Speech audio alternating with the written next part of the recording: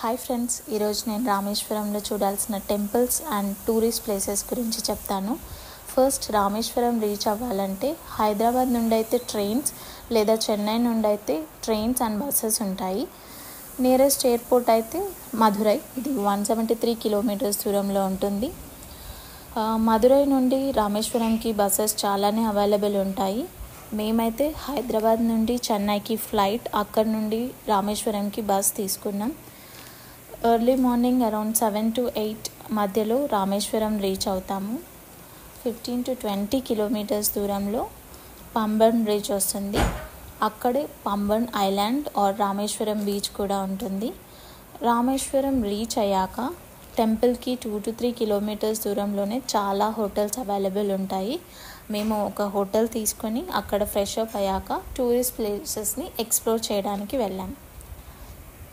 అయితే ఇక్కడ autos and taxis నుంచి టూరిస్ట్ ప్యాకేజెస్ ఉంటాయి అన్ని ప్లేసెస్ చూపించడానికి. అది కాకుండా బైక్ రెంటల్స్ కూడా బుక్ చేసుకోవచ్చు.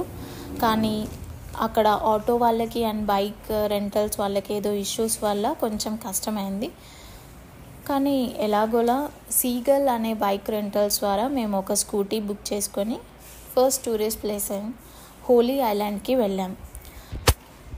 ఇక్కడ అడ్వెంచరస్ వాటర్ స్పోర్ట్స్, అలాగే glass bottom boat or family boat, kayaking, ఇంకా బంప్ రైడ్ అనే డిఫరెంట్ వాటర్ స్పోర్ట్స్ ఉన్నాయి. అన్నిట్లో కన్నా బంప్ రైడ్ అయితే చాలా ఎంజాయ్ చేశాము. మీరు కూడా ట్రై చేయండి. అక్కడ రైడ్స్ కంప్లీట్ చేసుకొని రిటర్న్ వెళ్తుంటే టెంపుల్కి దగ్గరలో రామేశ్వరం బీచ్ పార్క్ ఉంటుంది. అక్కడ డిఫరెంట్ బోట్ రైడ్స్ కూడా అవైలబుల్ ఉంటాయి. యాక్చువల్గా రామనాథ స్వామి టెంపుల్ దర్శనం అన్ని టెంపుల్స్ కంటే కొంచెం డిఫరెంట్గా ఉంటుంది. మీరు ఓన్లీ దర్శనం అయితే ఏ టైంలో అయినా వెళ్ళొచ్చు ఎక్సెప్ట్ ఆఫ్టర్నూన్స్, ఎందుకంటే టెంపుల్స్ ఈ టైంలో క్లోజ్ ఉంటుంది. అక్కడ దర్శనంకి ముందు ఫస్ట్ అగ్నితీర్థంలో స్నానం చేయాలి. తర్వాత 22 వెల్స్ స్నానం ఉంటుంది. ఈ 22 వెల్స్ స్నానంకి మీరు టికెట్ కౌంటర్లోనే టికెట్ తీసుకుంటే అక్కడ గైడ్సే మీకు ఆ 22 వెల్స్ నుంచి ఒక మగ్ లేదా పూర్తి బకెట్ని మీ తలపై వేస్తారు. టెంపుల్కి పక్కనే dress change rooms and locker rooms కూడా ఉంటాయి. సో అక్కడ నుండి మీరు దర్శనానికి వెళ్ళొచ్చు. అయితే ఎర్లీ మార్నింగ్ దర్శనం ప్లాన్ చేసుకుంటే మాత్రం మార్నింగ్ 4 to 5 మధ్యలో స్ఫటికలింగ దర్శనం కూడా ఉంటుంది. మేము ఈవినింగ్ దర్శనంకి వెళ్ళాం కాబట్టి ఇది మిస్ అయింది. ఇంకా ఈవినింగ్ దర్శనం తర్వాత డిన్నర్ తినేసి హోటల్ రూమ్స్కి వెళ్ళిపోయాం.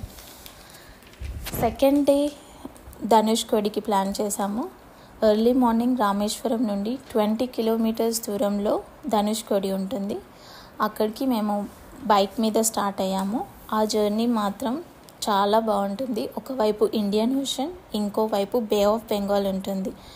ఇక్కడ ఈ 2 ఓషన్స్ మీట్ అయ్యే పాయింట్ కూడా ఉంటుంది.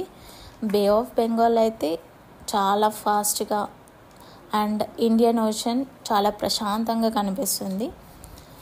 ఒకప్పుడు ఇక్కడ పెద్ద టౌనే ఉండేది, కానీ సైక్లోన్ వల్ల ఇప్పుడు అక్కడున్న టెంపుల్స్, రైల్వే స్టేషన్, చర్చ్ అన్ని స్థితిలావస్థలోనే ఉన్నాయి. అక్కడి నుండి రిటర్న్ వెళ్తే దారిలో ఉండే బీచెస్ అండ్ రాక్స్ దగ్గర మీరు పిక్స్ తీసుకొని ఎంజాయ్ చేయొచ్చు. వైట్ సాండ్ బీచెస్ కూడా ఉంటాయి ఆ దారిలోనే. ధనుష్కోడి నుంచి 8 to 10 కిలోమీటర్స్ దూరంలో కోదండరామ టెంపుల్ ఉంటుంది. దీన్ని విభీషణ టెంపుల్ అని కూడా అంటారు. అక్కడికి వెళ్ళే దారి కూడా చాలా బాగుంటుంది. మధ్యలో బ్రిడ్జ్ అండ్ అటు ఇటు ఓషన్స్. రామేశ్వరంలో ఇవే కాకుండా సంగుమల్ బీచ్, రామేశ్వరం బీచ్, ఇంకా రామపాదం, సాక్షి హనుమాన్, రామతీర్థం, పంచముఖ హనుమాన్ టెంపుల్లోనే ఫ్లోటింగ్ స్టోన్ కూడా ఉంటుంది. సీతాతీర్థం టెంపుల్స్ కూడా ఉంటాయి. సో మీరు ఇవన్నీ కంఫర్టబుల్గా 2 to 3 డేస్లో కంప్లీట్ చేసుకోవచ్చు. అక్కడ నుండి మధురై, చెన్నై ఆర్ కన్యాకుమారికి బస్సెస్ ద్వారా ఆర్ ట్రైన్స్ ద్వారా రీచ్ అవ్వచ్చు. మేమైతే సెకండ్ డే ఆఫ్టర్నూనే కన్యాకుమారికి బస్లో వెళ్ళాము. Thanks for watching the video.